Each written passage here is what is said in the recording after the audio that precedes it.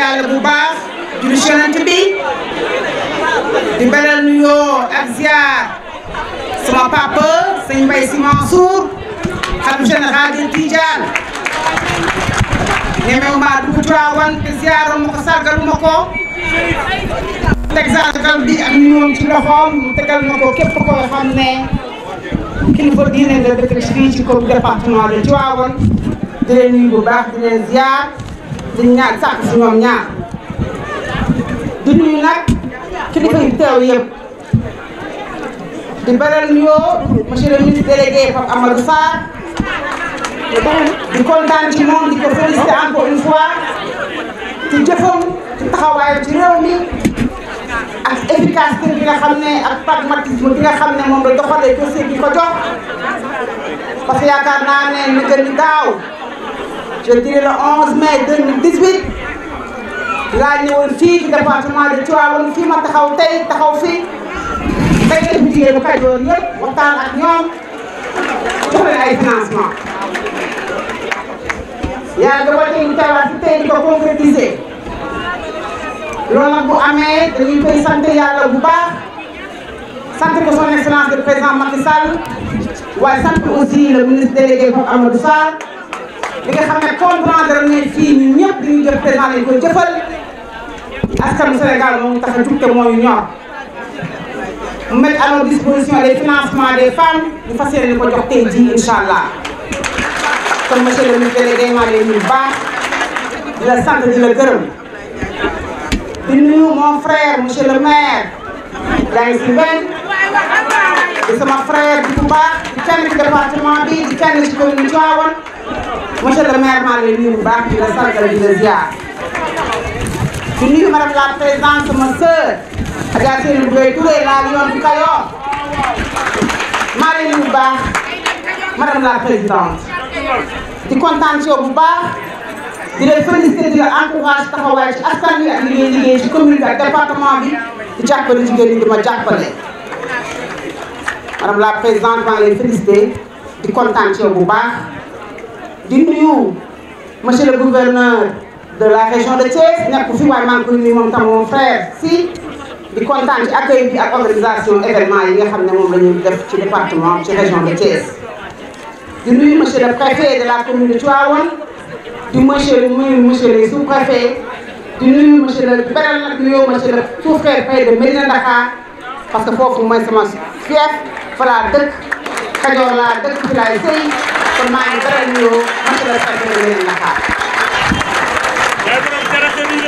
di nuyu nag honorable député yi toog yëpp su ma nee Adja Fatou Sène tudd naa ñëpp madame honorable député Fatou Sène maa ngi nuyu. sa yar ak sa teggin ak bëgg liggéeyal askan wi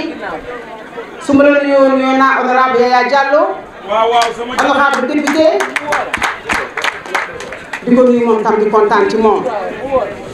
di beral nuyoo sama sœur Mariama Ndiaye di kenn ci man ci jàppale bi ak taxawaay bi ak bëgg gi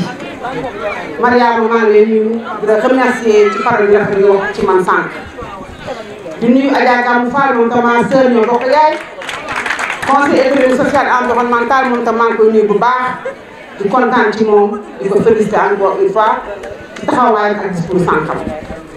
di nuyu mon frère docteur Dieng le président du conseil d'orientation de la DER moom tam maa ngi koy nuyu bu baax di ko sant di ko gërëm di nuyu nag sama service yi nekk fii département de Tivaouane ma bëgg ñëpp tàcc ci Koungheul ci liggéeyu département bi ak taxawaayam ak jàpp bi mu jàpp jigéen ñi ak dimbali bi mu dimbali ci liggéey bi de façon efficace et efficiente madame Gaye maa ngi nuyu bu baax di kontaan ci yow di la félicité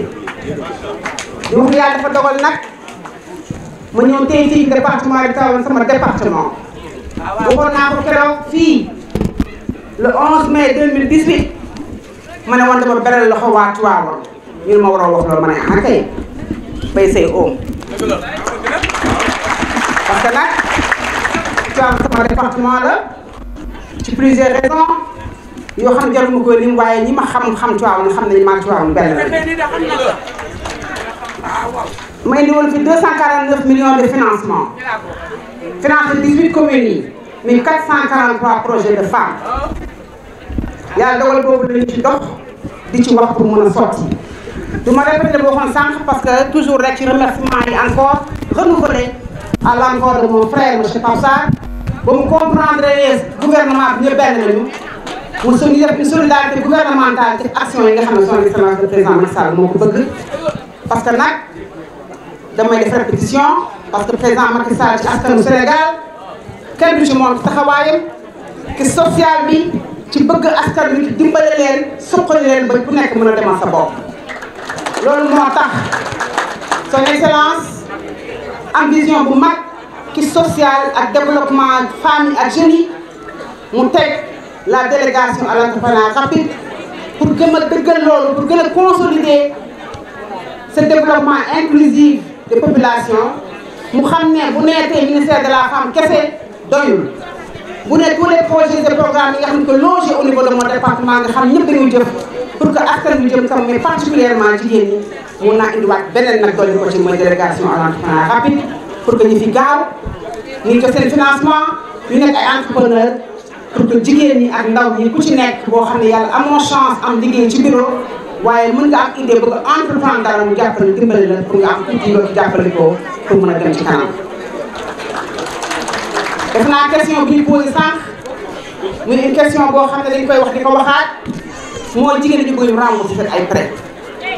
def naa moo le délégué Pape Amadou Sarr félicité na léegi ki nga xam ne moom mooy représenté ñi nga xam ne bénéficiaires yi waxoon nañ laa def si financement parce que li nga wax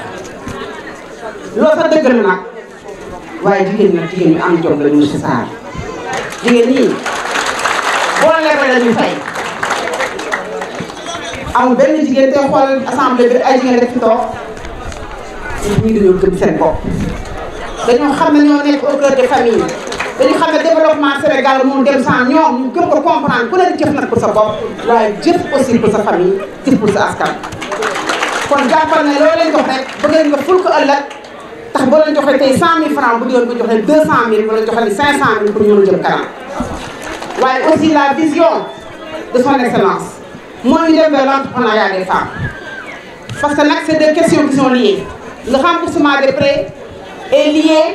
ci li nga xam ne moom ngeen di jëf ci xaalis bi ngeen jox parce que bu la joxee tey 500 000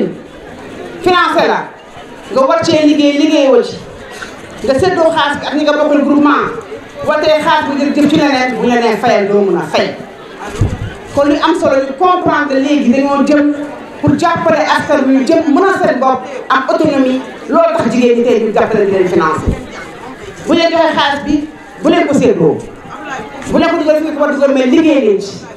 ku ci nekk nga formuler un projet wax ne man ci lii laa bëgg yëngatu ñu indi la financement wu loolu buñ la ko joxee nga commencé tàmbali di liggéey buñ ko évaluer ëllëg mën a indil lu ëpp loolu dolli la ko pour que ëllëgam si nga mun demal sa bopp yaakaar naa ne may la jël jàngal lu koy nappi moo ko gën parce que olof wax na ko ci loolu nag la président jëm ak ci yéen jigéen ju ci nekk ñu indi la ay financement nga am projet formuler ko ñu entreprendre dara ñu jàppale la ci indi la ay financement bu déwén ñu dolli ko renforcer ko ba nga demal sa bopp même am une mini industrie ou bien un mini projet sa quartier mu durable lu pare jigéen di ci liggéey ci am ay salaire loolu moo tax président Macky Sall bëgg BR bi gaaw leen financé kon defe naa ne jigéen ñi comprendre nañ loolu vision bi loolu la xam naa yàkkamte ñu xaas bi ñëw parce que ku ci nekk ne yàgg na dëgg la waaye bu ñëwee day neex toujours rek parce que xaas moom saa yu ñëwee baax na kon vraiment ñu sant ñëpp di remercier ñëpp du ma delluwaat ci président de la république parce que dañ ma koy xaw a tere ndax léegi lañ ci pré campagne yaakaar naa gàmmu lu mu wax seen gën tura wax ko ñun ñëpp ñu wax ko ci président Macky Sall taxawaayam ci askan wi ak li mu jëf ci askan wi defe naa coow li dafa bari rek waaye xam nañu kan mooy président Macky Sall ci liggéeyam ci gëm askan wi ci taxawaayam ci yaram ak tegginam ak am vision bu leer dem un pays dans un dem vers la vision de faire de ce pays un Sénégal émergent en 2035 dans une société solidaire dans un état de droit où les hommes et les femmes participeront de la même manière à son développement et aussi jouiront de la même manière des fruits de sa croissance loolu mooy président dafa bëgg jigéen ñi seen bopp ak xale yi ak mag ñi képp ku ne Sénégal rek lépp lu Sénégal am ci yokkute ku ci ne am sa wàll góor ñi bañ appelé jigéen ñi ndaw ñi képp ci nekk de façon égalitaire am sa wàll ci loolu la président di dox te loolu yaakaar naa monsieur le maire wax na ko balaa 2035 incha dina ci egsi tegu nañ sur la bonne voie ñu ngi liggéey la vision est claire son excellence teg na ay jalons yoo xam ne lu ci nekk rek bu eggee incha allah di gis njëriñ yi kon nañ ko jàppale suñu bopp jàppale Sénégal mu am deuxième mandat ba pare egg ci parti merci. Madame le ministre de la Femme, de la Famille et du Genre, Monsieur le maire de la commune de Tivaouane, mon cher frère Diagne Sy Mbengue, Madame la présidente du conseil départemental du département de Tivaouane, Madame Seynabou Gaye Touré, ma sœur, Mesdames les membres du Haut Conseil des collectivités territoriales, du Conseil économique, social et environnemental et les honorables députés de l'Assemblée nationale, je vous salue tous en vos rangs et qualités et vous dis merci d'être venus aujourd'hui à Tivaouane pour accueillir la délégation générale à l'entrepreneuriat rapide pour les femmes et les jeunes. Monsieur le préfet du département, messieurs les sous-préfets, mesdames et messieurs les chefs des services régionaux et départementaux, monsieur le président du conseil départemental de Tivaouane, du conseil d'orientation de la délégation générale à l'entrepreneuriat rapide pour les femmes et les jeunes, le président Abdoulaye Dieng, nous sommes heureux ce midi d'être ici parmi vous, les braves dames de Tivaouane, pour vous apporter la bonne nouvelle de la délégation générale à l'entrepreneuriat rapide pour les femmes et les jeunes. Comme l'a si bien dit tout à l'heure mes prédécesseurs, le chef de l'État, le président Macky Sall, a décidé de décréter l'année 2018 une année sociale en faveur des femmes et des jeunes. Ainsi, le président de la République a décidé d'allouer annuellement un budget de 30 milliards de francs CFA pour accompagner les projets des femmes et jeunes sur l'ensemble du territoire national sans aucune distinction. Je reviendrai là-dessus. Ainsi, la délégation fut créée en fin 2017 et nous avons commencé nos activités très exactement le 8 mars 2018 avec Ndeye Saly Dieng lors de la journée de la femme au stade Iba Mar Diop. Depuis ces 8 derniers mois, nous avons sillonné le pays. Nous avons rencontré les gouverneurs, les préfets, les sous-préfets des 14 régions, des 45 départements et je dirais pas moins de 300 communes que nous avons parcourues, mes équipes et moi, à la rencontre des braves femmes que vous êtes pour essayer d'identifier les projets, vos besoins et identifier les meilleurs moyens d'y parvenir à trouver des solutions. C'est ainsi que nous avons commencé à remettre les financements aux femmes et aux jeunes depuis 2 mois et nous avons encore entamé une nouvelle tournée nationale et cela s'est concrétisé par la mise à disposition au jour d'aujourd'hui de plus de 26 milliards de francs CFA qui ont été décaissés sur l'enveloppe initiale de 30 milliards qui a été destinée pour l'année 2018. Monsieur le préfet, je tenais à faire ces précisions car il y a quelques jours de cela, certaines mauvaises langues, excusez-moi du mot, ont dû dire dans certains journaux que la délégation n'a pu mobiliser que 10 milliards de francs CFA. Ndeye Saly, elle est là, elle a des témoins, les députés du Parlement sont là. Nous avons eu un budget de 30 milliards de francs CFA qui a été voté par l'Assemblée nationale et au jour d'aujourd'hui, nous avons mobilisé très exactement 24 milliards de francs CFA que nous avons pu décaisser. À cela s'ajoute les 6 milliards restants que nous sommes en train de mobiliser d'ici là, le 15 janvier 2019, c'est-à-dire mardi prochain. Et en plus de ces 30 milliards, nous avons pu travailler avec nos partenaires bancaires, c'est-à-dire le Crédit Mutuel du Sénégal, PAMECAS et BNDE et CNCAS pour mobiliser 5 à 6 milliards supplémentaires pour des projets structurants qui seront d'ailleurs hébergés à Thiès. Il s'agit du programme national de renouvellement des camions frigorifiques pour un montant de 2 milliards pour 100 camions frigorifiques qui seront installés et montés ici à Thiès avec Senbus. En plus de cela, nous avons le programme national de renouvellement des tricycles pour un montant de 2 milliards de francs CFA, aussi dans la région de Thiès avec la Fédération nationale des conducteurs de moto Jakarta. Alors, Mes propos ne seront pas longs, Monsieur le Préfet, mais j'aimerais quand même apporter quelques chiffres et quelques précisions. Concernant la région de Thiès, quand nous sommes venus à Thiès, il y a de cela quelques mois, le 11 mai exactement, jusqu'à Ndeye Saly était ici, nous avions annoncé une enveloppe pour Thiès. Et je suis heureux de vous dire que Thiès a pu bénéficier d'une enveloppe pour l'autonomisation économique des femmes et des jeunes, de montants qui vont de 100 000 à 500 000 francs CFA, de 1 545 119 467 francs CFA. Cette enveloppe est répartie comme suit. Le département de Mbour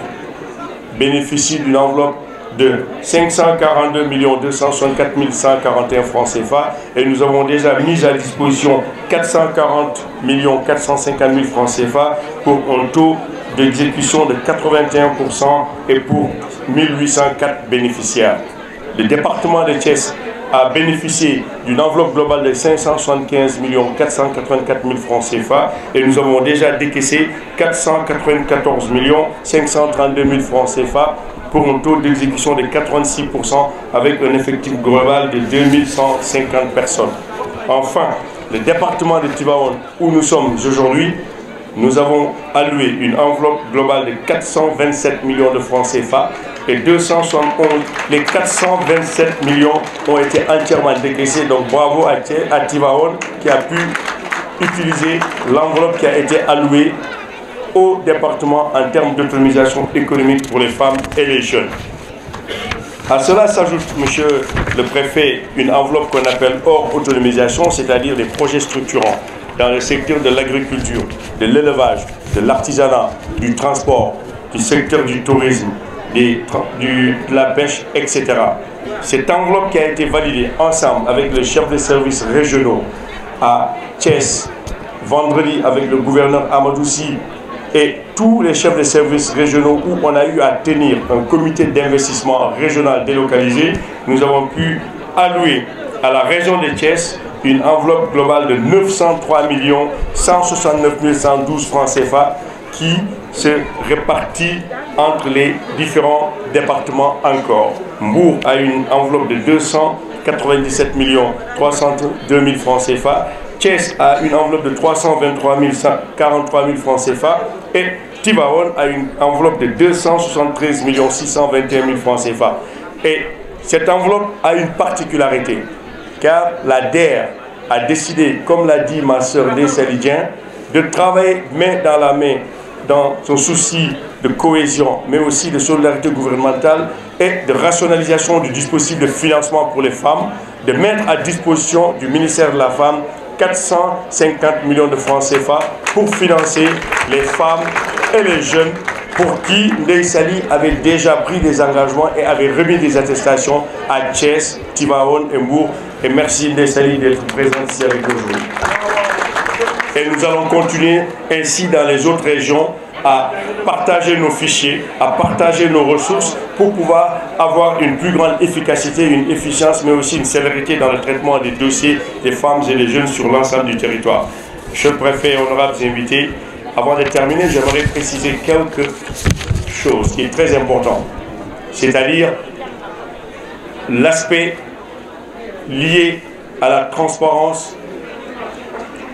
de ce processus. C'est-à-dire, nous avons travaillé avec l'administration territoriale, les gouverneurs, les préfets, les sous-préfets sur l'ensemble du territoire national, qui ont eu à travailler avec nous jour et nuit, collecter les dossiers des femmes. Nous les avons acheminés à Dakar. Nous avons travaillé, nous les avons sélectionnés, nous les avons automatisés dans un système. Nous avons aujourd'hui 360 000 demandes qui sont dans une base de données et qui sont prêtes à être financées. Et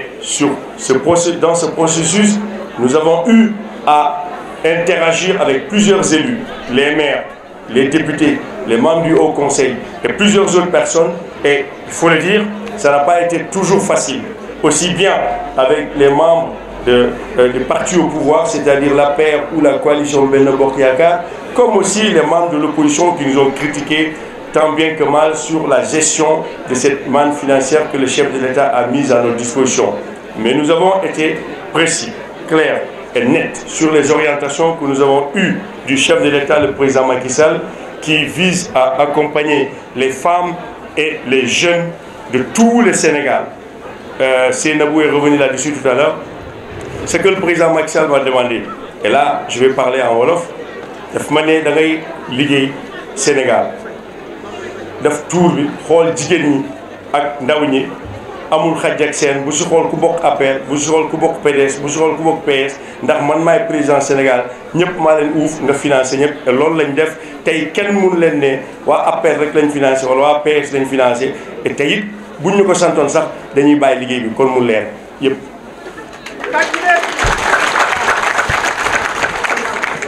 financement bi dañ ko dugal ci dëkk bi et nuñ ko defee mooy dañu yombalal financement yi. Cette histoire du Sénégal kenn musu leen jox 30 milliards ci benn année pour ñu financer projet yi jigéen ñi góor yi mun naa wax sax histoire Afrique de l'Ouest ndax ci ay fan yu néew yu passé waa Côte d'Ivoire waa Guinée bind nañ ak Bénin bind nañu dañ bëgg ñëw jàppale leen ñu monter fonds bu mel nii pour jàppale seen jigéen seen réew ndax musu ñu gis lu mel nii. ndax comme ni ñu ko waxee président Macky Sall ak générosité am ak mbaaxam ak social am après bu mu defee PUDC Promoville ak yeneen projet yoo xamante ne jàppale jigéen ñi si la décidé ne damay def loo xamante ne mooy indi autonomisation économique des femmes et des jeunes jox leen li ngeen di mun a def fonds de commerce fonds de roulement jënd investissement liggéey yokk koom-koom bi ba pare participer si émergence dëkk bi loolu moo tax ñu décidé taux effectif global prêt yi 5% la banque boo mënta dem taux bi mënul dépasser 5% ay at si ginnaaw wala ba léegi sax boo leen demee si banque yi wala institution de microfinance yi 5 6 7 10 ba 14 ba 20% la leen di lebalee Mohamed Ndiaye mu ngi nii toog moo nekkoon DG CMS xam na ni buñ balaa ñuy liggéey ak ñoom seen taux yi ay 14-15% la ñoon mais nee naa leen Mohamed ñun lu ñu bëgg mooy président lu ñu wax mooy jigéen ñi taux bi du dépasser 5%. ñu mettre en place ay mécanismes yoo xam dañoo bonifier indi garantie nga xamante ne da ngeen ñëw rek sa carte d'identité lañ lay laaj sa certificat de résidence ak sa projet ñu lebal la léegi nag wax bi fa la amee importance buñ la lebalee nee na ñu boor fay la sant am déet ku fayul sama ndaw si nekkoon fii nu mu tudd sax Batoor Maane gars yi xaw nañ ko yuuxu ndax dafa ne buntu bu bleu bee la leen di yóbbu loolu dara nekku si ku ragal dem buntu bu bleu bële dafa fekk ne juguloo léegi nag koo xamante ne ñeme nga sa bopp dañ lay lebal 1 million 5 millions 10 millions 20 millions boo remboursé ñu dolli waaye boo fayul ñu boole la 4P police ak préfet procureur 4 bi du ma ko wax ndax xam naa fi mu nekk. Monsieur le préfet, je vais terminer en ces propos et dire merci à toute l'audience et dire que le département de Tivaouane et la région de Thiès ont une enveloppe spéciale et la région a une enveloppe globale de 2 milliards 439 millions de francs CFA.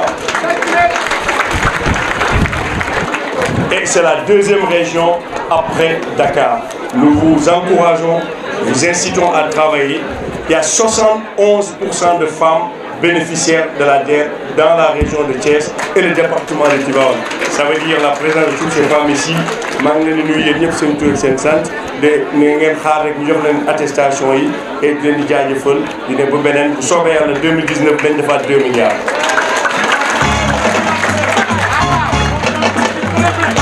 Je ne vais pas oublier le maire de Mboro, ma ville, chers bénéficiaires. Vous me permettrez d'accueillir aujourd'hui la délégation générale à l'entrepreneuriat rapide des femmes et des jeunes dans mon département. C'est un honneur pour moi d'accueillir cette délégation du ministre délégué général Pape Amadou Sarr qui revient à Tivaouane après son premier passage en CDD le 11 mai. Je voudrais, après que le président de la République l'ait fait lui-même, le féliciter pour son action. Figurez-vous que la délégation a été installée le 7 mars 2018 et entre le 7 mars et aujourd'hui, il a fait le tour du Sénégal 2 fois, lui et ses collaborateurs. Je voudrais que vous l'applaudissiez chaleureusement pour cette prouesse. Vous savez, moi je me suis toujours considéré comme un grand acteur communautaire.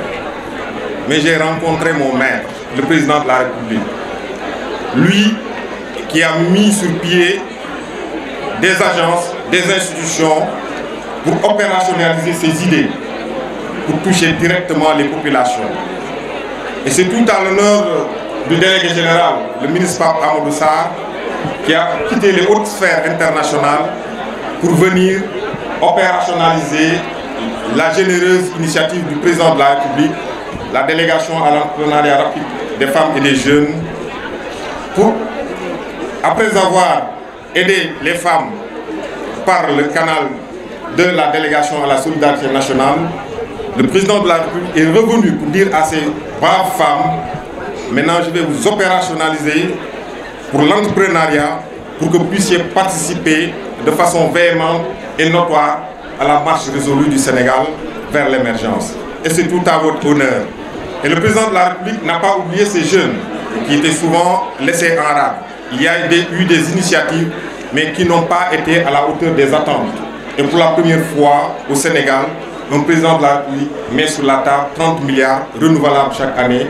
exclusivement réservés aux femmes et aux jeunes. Comme président du conseil d'orientation, qui travaille avec une équipe dynamique, dont l'un des éminents membres est ici présent, en l'occurrence Mohamed Ndiaye, qui est par ailleurs conseiller technique du ministre de la Femme, nous travaillons main dans la main avec le délégué général pour lui permettre d'avoir des outils qui lui permettent d'opérationnaliser cette idée. Et ce qu'il a fait, à notre grande surprise, et on lui tire le chapeau, lui et ses équipes. Parce qu'effectivement, il n'était pas évident en un an de pouvoir opérationnaliser cette initiative et revenir aujourd'hui pour mettre entre vos mains les financements qui vous permettront d'entreprendre et de produire pour que le Sénégal puisse compter dans le sillage des nations émergentes. Loolu mooy tey li ma doon dooree waxtaan bi bu njëkk bi mooy nuyu kilifa yi fi toog yëpp, préfet, ministre de la Femme ak honorable yi fi toog yëpp, di wax ni président Macky Sall dafa créer li ñuy wax délégation générale à l'entrepreneuriat rapide des femmes et des jeunes. mu ni lii dafa teg ci benn doomu Sénégal boo xam ni moo ngi doon liggéey ci bitim réew ni ko dellu sil ndax damaa am idée boo xam ni am naa yaakaar ci nga doxalal ma ko pour jigéenu Sénégal ak jeunes yi gis seen bopp. parce que xam nga souvent nit ñi dañuy wax ni soo defee yenn politique publique yeeg sax boo xam ne ñoom ñooy cible yi dañuy wax ni gisuñu suñu bopp. waaye bii moom programme daanaka d'activité communautaire la waa développement communautaire xam nañ ci dara ndax nit ñi directement ñoom la ak délégué général mooy ñëw jox leen outils yi nga xam ni moo leen permettre ñu dugg ci entrepreneuriat daal di bokk ci liggéeyu Sénégal jëm kanam. kon nag ni ko ñëpp waxee xam naa ni moom waxaat olof après Adja Gamou Fall du yomb waaye nag dinañ wax ni président Macky Sall war nañ ko delloo njukkal mooy lii mu ñu jox ñu liggéey ko jigéen ñi ak jeunes yi mu antu ngeen ful xaalis bi yokk koom-koomu Sénégal yokk production Sénégal yokk liggéeyi Sénégal parce que finalité bi mooy mu jël jeexital bi mooy ñu compter ni ñi jox ñëpp ñoo ngi liggéey ba mbir mi antu na ba ñuy jël ñeneen ñuy liggéey loolu la délégué général di séntu ci yéen loolu la président de la République di séntu ci yéen. kon nag dama ni woon dama koy ubbil rek ndax moom yëf yi moo yor xaalis bi moom moo leen koy teg seen loxo ak organisme de microfinance yi dina leen tojal yax bi wax leen xaalis bi nu mu tëddee lan mooy ci wàllu département de Tivaouane te nag ci mbir mi dañ ci lëkkaloo ak ministère de la femme ci direction de l'entrepreneuriat féminin ndax moom def na lu mën joxe président ni délégué général liggéeyal ak ministre Ndeye Saly Dieng pour ngeen yaatal yëf yi jigéen ñi gën cee jot loolu daal mooy suñ tànku tey.